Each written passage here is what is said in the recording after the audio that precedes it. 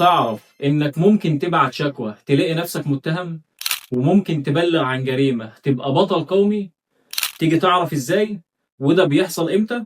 اسمعني للنهاية علشان الكلمة ممكن تحميك أو تضيعك.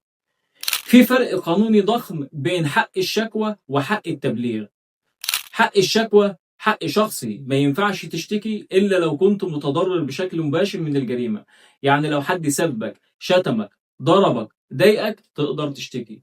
إنما تشتكي بالنيابة عن غيرك ما ينفعش، القانون بيقول لك ساعتها مالكش صفة.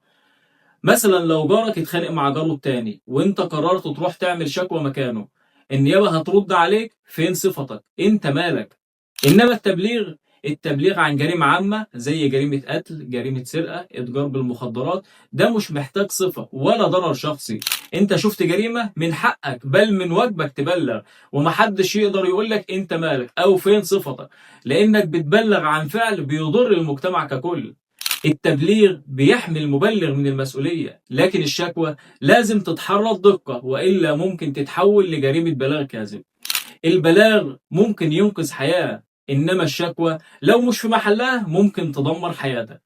الفيصل في الموضوع، عندك صفة اشتكي، شايف جريمة عامة بلغ، لكن تخلط بينهم ساعتها النيابة هتفكرك بالقانون. ولو عاوز تفهم أكتر عن الفرق بين الجرائم الشخصية والعامة، اكتب لي في التعليقات وشارك الفيديو ده لأنه ممكن يحمي ناس كتير من الوقوع في الخطأ. وفي النهاية لو مهتم بالقانون تابعني.